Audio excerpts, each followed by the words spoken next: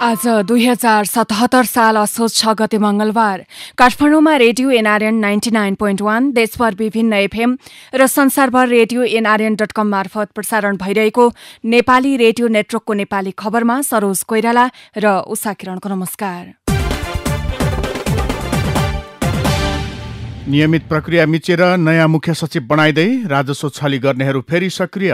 सेवा सञ्चालन नहुँदै रेलमा राजनीति। वामदेव गौतमको नियुक्ति बदरको माग गर्दै सर्वोच्चमा रिट।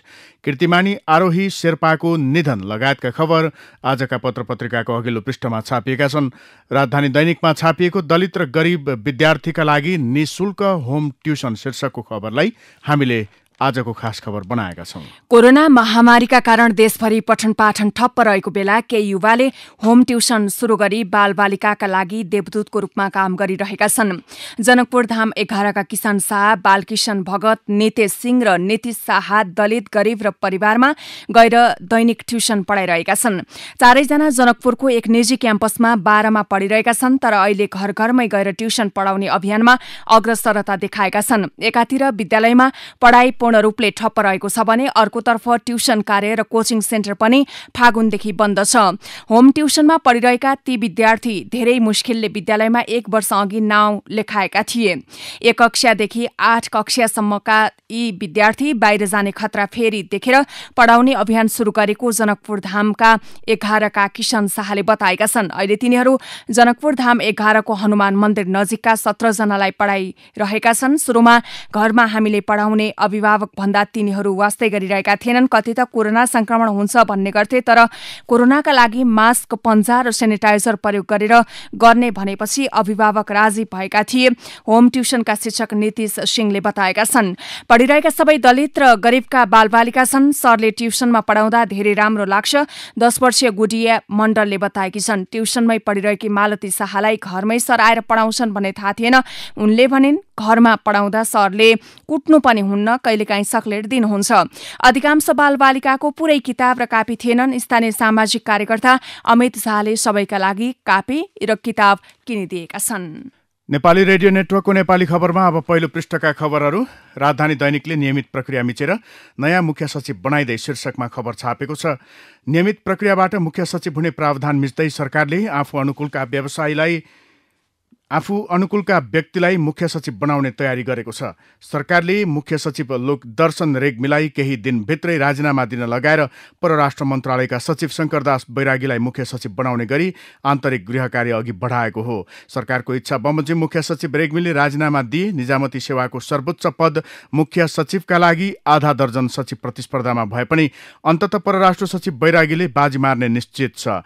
मुख्य सचिव रेग्मीलाई भने राजीनामा दिन लगाएर बेलायतको राजदूत बनाउने तयारी गरिएको छ। मुख्य सचिव रेग्मीको 3 वर्ष कार्यकाल आगामी 6 कार्तिकमा सकिँदैछ, तर उनलाई त्यस अगावै राजीनामा दिन लगाई परराष्ट्र सचिव बैरागीलाई मुख्य सचिव बनाउने गरी गृह कार्य अघि बढाइएको प्रधानमन्त्री तथा मन्त्री परिषद कार्यालय स्रोतले जानकारी दिएको छ।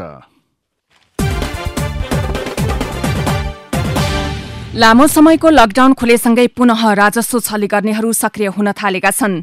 कोरोना संक्रमणको दर बढेर मुलुकलाई संकट परिरहेको अवस्थामा राजस्व छलीमा संलग्न हुनेहरूले मौका छोप्दै नक्कली बिल बिजक प्रयोग गर्ने लगायतका विभिन्न तरिका अपनाएर करिब 36 करोड़ 88 लाख 97 हजार रुपियाँ राजस्व छली गरेका छन्। यस्तै राजस्व छली भएको पाइएपछि राजस्व अनुसन्धान विभागले विभिन्न कम्पनी तथा फर्म विरुद्ध उच्च अदालत पाटनमा मुद्दा दायर गरेको छ। विभागले निषेधाज्ञा खुलेपछि सोमबार एकै दिन राजस्व छलीमा संलग्न विभिन्न कम्पनी तथा व्यक्ति विरुद्ध मुद्दा दायर गरेको हो। विभागले राजस्व छली गर्ने विरुद्ध आक्रामक कारवाही थालिने जनाएको छ। विभागले चितवनको सन्तोषी निर्माण सेवा, ललितपुर महानगरपालिका 13 स्थित skyline traders and suppliers, big plan suppliers, big plan bag उद्योग Bhaktapur, NP trade and suppliers र सम्मानित ट्रेड कन्सर्न विरुद्ध सो परिमाणको राजस्व छलीको मुद्दा दायर गरेको हो। विभागका अनुसार सन्तोषी निर्माण सेवाका सञ्चालक सहित 3 जनाबाट कुल 6 करोड़ 22 लाख 74 हजार 288 रुपियाँ बिगो असुल गरी जरिवाना र कैद माग दावी गर्दै उच्च अदालत पाटनमा मुद्दा दर्ता गरिएको छ। आजको राजधानी दैनिकले फेरि सक्रिय हुन थाले राजस्व छली गर्नेहरू शीर्षक दिएर अघिल्लो पृष्ठमा खबर लेखेको छ। सेवा सञ्चालन नहुँदै रेलमा राजनीति, आजको हिमालय टाइम्सले खबर लेखेको छ। जस थाप्ने होडमा सत्तापक्ष, सस्तो लोकप्रियता खोज्नुको अर्थ छैन विपक्ष। हिमालय टाइम्स अगाडि लेख्छ, पहिले सञ्चालन भएर बीचमा अवरुद्ध भएको रेल सेवा नेपालमा फेरि सञ्चालन हुने भएपछि जनकपुरवासी एकदमै उत्साहित भएका छन्। तर यो उत्साहसँगै सत्ता समर्थक र प्रतिपक्षका नेता कार्यकर्ता अस्वस्थ वाक युद्धमा उत्रिएका छन्। खास गरी सत्तापक्षका नेता कार्यकर्ताले रेल सेवा सञ्चालन हुनुलाई वर्तमान सरकारको अभूतपूर्व र अपार सफलता प्राप्ति भन्दै प्रचारबाजी गरिरहेका छन् भने विरोधीहरूले नेपालमा वर्षौं पहिले रेल आएकाले यो कुनै नौलो घटना नभएको भन्दै सामान्यीकरणको प्रयास गरिरहेका छन्।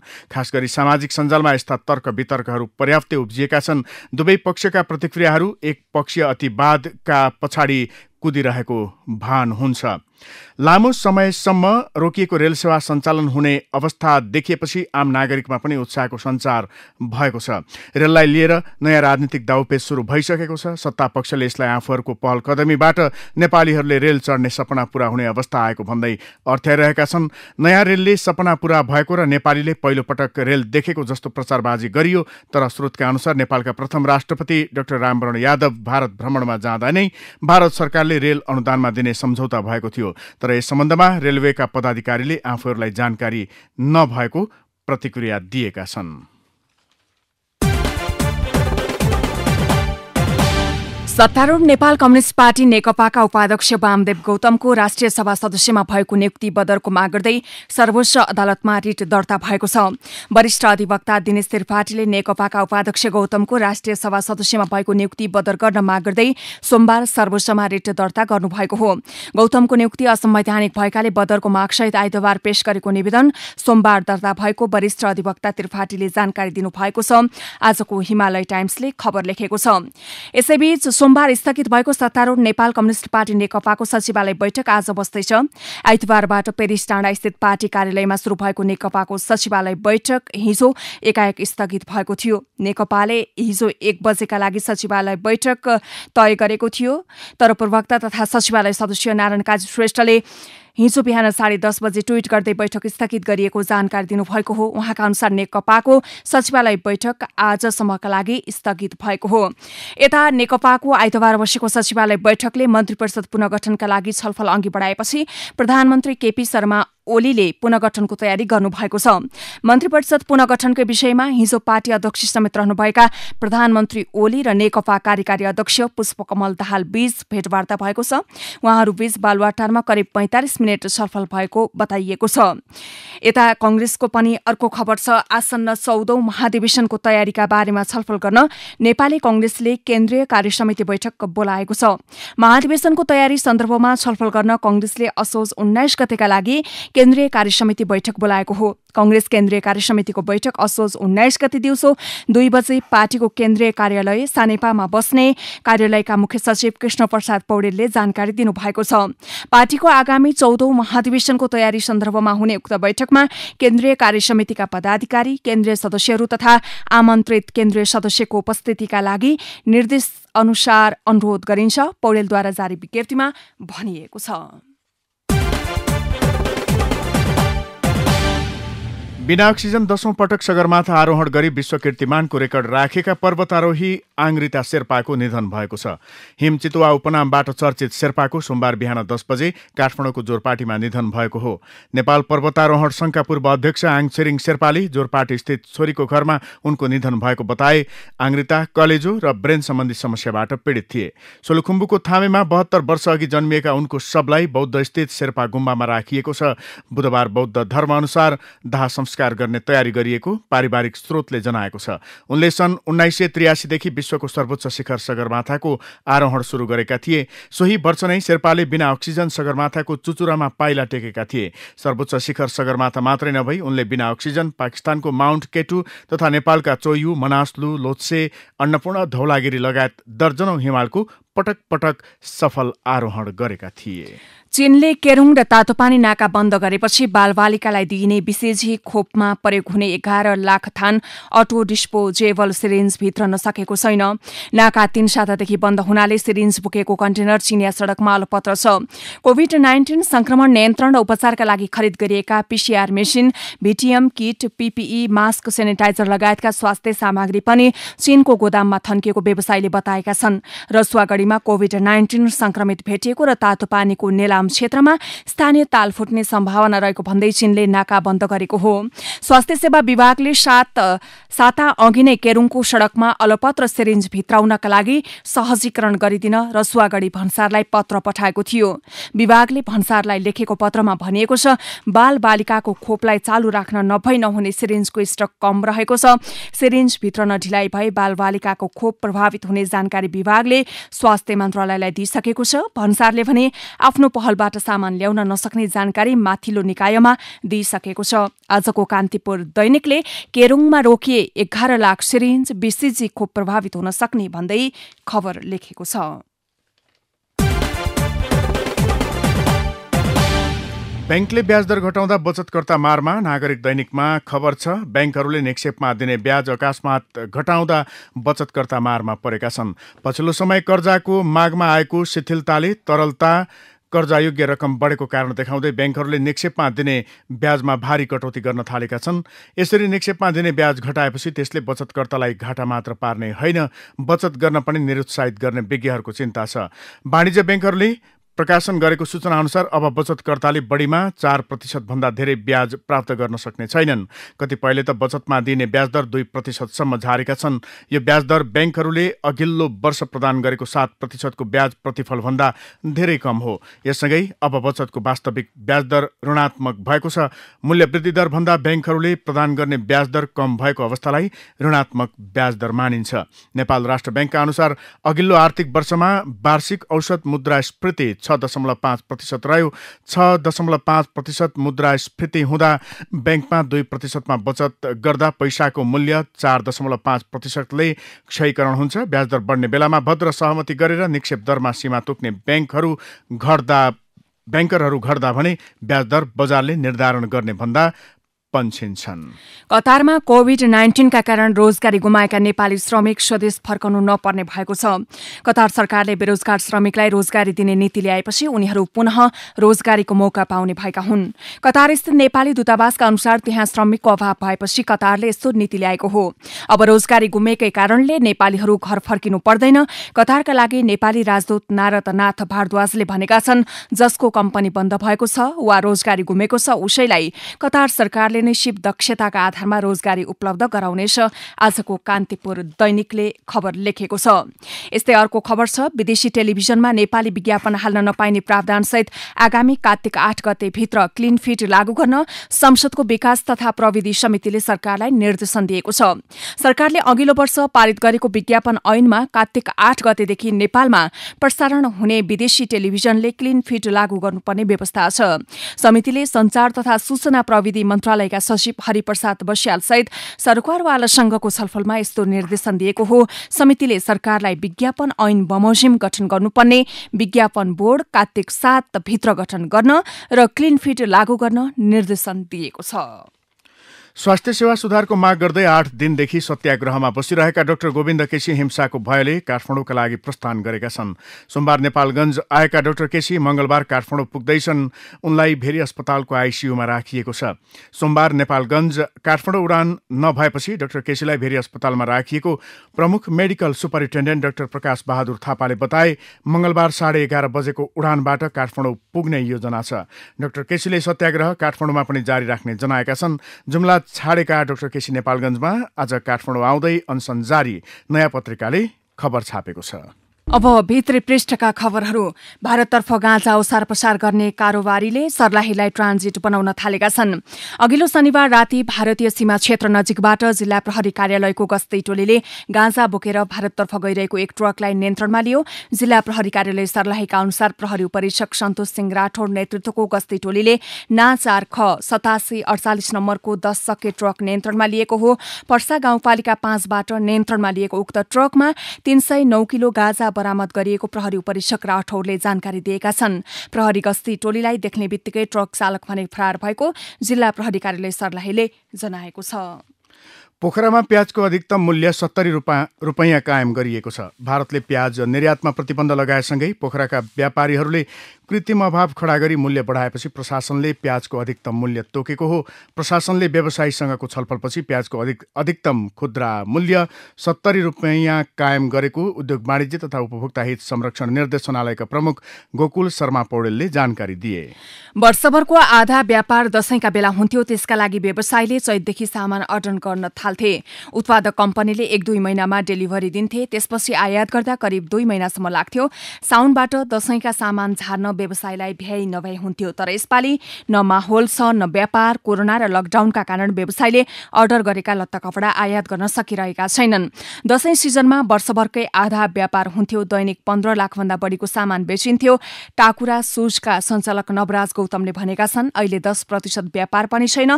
त्यो व्यापारले सटर भाडा तिर्न पनि पुग्दैन। कोरोना र लामो समयसम्मको लकडाउनले समग्र अर्थतन्त्र बिग्रिएको छ। सर्वसाधारणसँग खर्च गर्न पैसा छैन। व्यवसायका अनुसार पैसा भएका वर्गले किनमेल सुरु गरेका छैनन्। हराएको सवारी चालक अनुमति पत्र, लाइसेन्स, सवारी दर्ता किताब र सवारी इजाजत पत्रको सिफारिस लिन ट्राफिक कार्यालय धाउनु पर्ने बाध्यताको ट्राफिक महाशाखाले अन्त्य गरेको छ। अब घरबाटै अनलाइन फारम भरेर सेवाग्राहीले सो सिफारिस बनाउन सक्नेछन्। करिब 1.5 महिना अघि कोरोनाबाट संक्रमित भएको प्रमाणित भएपछि चार्टर्ड एकाउन्टेन्ट प्रवेश आचार्यले बीमा दाबीका लागि आफूले बीमा गरेको कम्पनीमा आवेदन दिए। आवेदन दिएको 35 दिन भयो, तर उनले दाबी भुक्तानी पाएका छैनन्। बीमा कम्पनीले मागेको सबै कागजात पेश गरेका आचार्यले कोरोना परीक्षण पनि सरकारी अस्पतालमै गराएका हुन्। झण्डै 1 महिना अघि कोरोना परीक्षण गर्दा रिपोर्ट पोजिटिभ आएपछि प्रभा पन्थीले पनि दाबी भुक्तानीका लागि बीमा कम्पनीमा आवेदन दिइन्। अहिले उनी पूर्ण रूपमा निको भइसकेकी छन्, तर बीमा दाबी भुक्तानी पाएकी छैनन्। पन्थीले बुटोल स्थित निजी अस्पतालमा कोरोना परीक्षण गराएकी थिइन्। आचार्य र पन्थी दुवैले जनरल इन्सुरेन्स अन्तर्गत 1 लाख रुपैयाँ बीमाङ्कको कोरोना बीमा गरेका थिए। गत भदौ पहिलो साता कोरोना संक्रमण पुष्टि भएका दिपेश केसी नाम परिवर्तनले दोस्रो साता युनाइटेड इन्सुरेन्स कम्पनीमा रिपोर्टसहित दाबी भुक्तानीका लागि आवेदन दिए। असोज पहिलो साता भइसक्दा पनि उनले रकम पाएका छैनन्। कोरोनाका बिमितले पाइनन् भुक्तानी। आजको कान्तिपुर दैनिकले खबर लेखेको छ। सरकारले सहकारी संस्थाले ऋण लगानी गर्दा 14.75% भन्दा बढी ब्याज दर लिन नपाउने निर्णय गरेको छ। सहकारी विभागले गठन गरेको ब्याज दर निर्धारण तथा सिफारिस समितिले सोमबार सो निर्णय गरेको हो। आगामी 15 कार्तिकदेखि लागू हुने गरी सो निर्णय गरेको हो। लघुवित्त कम्पनीहरूमा गत फागुन यता मात्रै भाका नागेका ऋणीहरूको संख्या 12,56,000 पुगेको छ। कोभिड-19 को उक्त अवधिमा भाका नागेका ऋणीहरूको संख्या 643% बढेको राष्ट्र ब्याङ्कको तथ्याङ्कले देखाएको छ। फागुन मसान्तसम्म यस्ता ऋणीको 1,68,000 थियो। लघुवित्तमा कुल ऋणीको संख्या 27,90,000 मध्ये समयमै कर्जा नतिर्ने ऋणी करिब 45% रहेका छन्। भाका नागेका कर्जाको संख्या बढ्न थालेपछि लघु वित्तहरूको कर्जा जोखिम प्रावधानमा पनि पछिल्लो 6 महिनामा 77% वृद्धि भएको छ। अब विदेशका खबर। बेलायत फेरि कोरोना भाइरस कोभिड-19 को हटस्पट बन्ने देखिएको छ। भाइरसको संक्रमणबाट युरोपकै सबैभन्दा बढी प्रभावित बेलायतले पहिलो संकट सामना गर्न नभ्याउँदै दोस्रो लहरको अनुभव समेत गरेको छ। सरकारका प्रमुख वैज्ञानिक सल्लाहकार सर प्याट्रिक भ्यालेन्सले अहिले नै कोरोना भाइरस संक्रमण रोक्ने प्रयास नगरिए अक्टोबर मध्यसम्म दैनिक 50,000 संक्रमित हुने चेतावनी दिएका छन्। अब खेल खबरको पालो भएको छ। युएईमा जारी Indian premier league IPL T20 क्रिकेटमा रोयल च्यालेन्जर्स बेंगलोरले विजयी सुरुवात गरेको छ। दुबईमा गैराती भएको खेलमा सनराइजर्स हैदराबादलाई 10 रनले पराजित गर्दै बेंगलोरले सुखद सुरुवात गरेको हो। दुबई अन्तर्राष्ट्रिय क्रिकेट रंगशालामा बेंगलोरले दिएको 164 रनको लक्ष्यसहित जवाफी ब्याटिङ गरेको हैदराबाद 19 ओभर 4 बलमा अल आउट हुँदै 153 रनमा समेटिएको छ। हैदराबादका लागि जोनी बेयरस्टोले 61 रनको अर्धशतकीय इनिङ्स खेले पनि टोलीलाई जित दिलाउन सकेनन्। यस्तै मनिष पाण्डेले 34 तथा प्रियाम गार्गले 12 रन बनाएका थिए। कप्तान डेभिड वार्नर 6 रनमा आउट भए। अब कला र साहित्यका खबर। वीरेन्द्र भाट विपिनद्वारा निर्देशन नयाँ गीतको भिडियो सार्वजनिक गरिएको छ। गायिका मीना कार्कीले नर्सिङ गीत हामी नर्सको भिडियोमा विपिनले निर्देशन तथा सम्पादन गरेका हुन्। गायिका कार्कीले आफ्नै युट्युब च्यानल मार्फत आफ्नो भिडियो सार्वजनिक गरेसँगै भिडियोका सकारात्मक प्रतिक्रिया मिलेको छ। भिडियोमा निर्मला श्रेष्ठ लगायत विभिन्न कलाकारलाई फिचरिङ गरिएको छ। रामसिंह भाटको छायाङ्कन रहेको भिडियोमा लगभग 4 दर्जन डाक्टर र नर्सहरूको अभिनय छ। भिडियो वर्ल्ड कभर मिडिया प्रालीको पोस्ट प्रोडक्सनमा निर्माण भएको हो।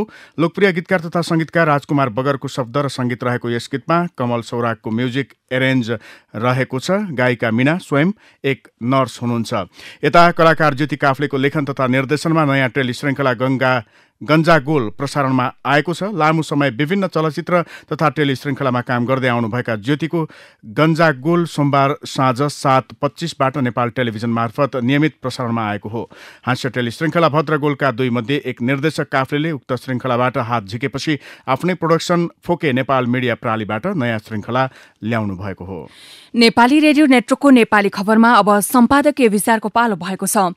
आजको नयाँ पत्रिका दैनिकको सामाजिक कुरीतिका गुणहरू शीर्षकको सम्पादकीय विचार हामीले लिँदैछौं। नेपाली समाजमा बोक्सी प्रथा, झाँक्री परम्परा, छाउपडी, दाइजो परिवारमा सदस्यबीच हुने उच्च नीचको सम्बन्ध, समाजमा सामाजिक वर्गहरू र विशेष गरी नेपालको सन्दर्भमा दलित गैर दलित बीचका विभेदकारी सम्बन्ध तथा महिला र पुरुष बीचको असमान सम्बन्ध यस्तै मूल प्रणालीका उपज हुन्। यस्तो मूल्य प्रणाली मध्ययुगीन सामन्तवादी अर्थ सामाजिक व्यवस्थाका उपज भए पनि तिनको यो लोकतान्त्रिक प्रणालीमा पनि निरन्तर पुनरुत्थान भइरहेको छ। सबैभन्दा मुस्किलको कुरा भने ठूलठूला राजनैतिक आन्दोलन र क्रान्तिको नेतृत्व गर्ने राजनैतिक दल र तिनका गाउँ गाउँसम्म फैलिएका सम्पर्क सञ्जालहरू केन्द्रीय राज्य प्रणालीबाट सामन्तवादलाई विदा गर्न तयार भए तर समाजको पीडमा रहेको यसको जरा र गुण भत्काउन तयार भएनन्। प्रकारान्तरले नेपाली राजनीतिक दलहरू र राज्य सत्ताका विभिन्न अङ्गले नै यस्तो मूल्य प्रणालीका विकृत परम्परा जोगाउन भूमिका खेलेका छन्। गएका केही महिनामा नेपालका विभिन्न भागमा भएका बोक्सी सम्बन्धी घटना र त्यसमा राज्य संयन्त्र अर्थात् प्रहरी न्यायालय र राजनीतिक नेतृत्वले खेलेको भूमिका हेर्दा देखिने चित्र पनि यही हो। कोरोना पछिको सांसारिक परिदृश्य शीर्षकको विष्णु सापकोटाको विचार कान्तिपुर दैनिकमा छापिएको छ। विज्ञान प्रविधिमा विकासका कारण मान्छेले प्रकृतिमाथि विजय प्राप्त गरेको जस्ता जुन डिस्कोर्स थिए अब धेरै मान्छेले पृथ्वीमा मान्छेको श्रेष्ठताको औकात पनि बुझ्न पाएका छन्। जीवनमा जे कुरालाई स्थायित्व भनिन्थ्यो वा स्थायित्व भनेर जस्तो अर्थमा बुझिन्थ्यो अब त्यो फेरिएको छ। धन सम्पत्ति प्रति मान्छेका धारणा पनि केही फेरिएका होलान्। कोरोनाको प्रभाव सुरु भएपछिका केही हप्ता त यसबाट कसरी बाँच्ने भन्दा धेरै परको सोच्ने कुरै भएन। त्यसपछि जब महिनाहरू बित्दै गए मान्छेले यसको दुर्गामी असर बढी बुझ्न थाले। अब त यो अझै केही महिनासम्म रहने वा वर्ष कटाउने जसरी निश्चित भएको छ। यसले हामी सबैका निजी संसारमा सधैँभरिका लागि के असर राख्नेछ भनेर बढी चिन्ता हुनु स्वाभाविकै हो। र अन्त्यमा पाठक पत्रको पालो भएको छ। श्यामसुन्दर कुइकेल हाडीगाउँ काठमाडौँबाट लेख्नुहुन्छ, चहल पहलसँगै जोखिम बढ्यो। निषेधाज्ञा नहटाऊ देश आर्थिक रूपमा टाट पल्टिने खतरा, हटाऊ भने भाइरसले सर्वसाधारणको ज्यान लिने जोखिम, नखाऊ भने दिनभरिको शिकार, खाऊ भने कान्छाबाउको अनुहार उखान सरकारलाई मिल्न गएको थियो। जनता एक छाक खानका लागि सड़कमा आइपुगिसके, साना व्यापारीको व्यवसाय बन्द भइसक्यो। उपत्यका र मधेसका जिल्लामा संक्रमण बढ़िरहेको छ। कतै यो महामारी नियन्त्रण बाहिर त जाने होइन भन्ने चिन्ता पनि व्यक्त छ। कोरोना रोकथाम का कार्य प्रभावकारी हुन सकिरहेका छैनन्। शैक्षिक संस्था बाहेकका अन्य भिडभाड हुने क्षेत्र सबै खुला भए। दशैं नजिकै छ, चहल पहल बढ़िरहेको छ। मास्क नलगाउने, लगाउन परे पनि पटक पटक एउटै दोहोऱ्याएर लगाउने, साबुन पानीले हात नधुने र एक आपसमा दूरी कायम नगर्ने जस्ता नागरिकको बानीले कोरोना झनै फैलिने जोखिम बढ़ेको छ। महामारी नियन्त्रणका लागि पहिले स्वास्थ्य सुरक्षाका उपायका बारे व्यापक चेतनाको विस्तार गर्नु आवश्यक छ। आफ्नो सुरक्षा आफै गर्नुपर्छ भन्ने भावना जनतामा नआए प्रहरी वा राज्यको आग्रहले मात्र केही हुँदैन। हवस् त अहिलेको नेपाली खबर यति नै। नेपाली रेडियो नेटवर्कमा यसपछि पत्रकार ऋषि धमलाको साथमा नेपाली बहस सुन्न सक्नुहुनेछ। नेपाली रेडियो नेटवर्क सुन्दै गर्नुहोला।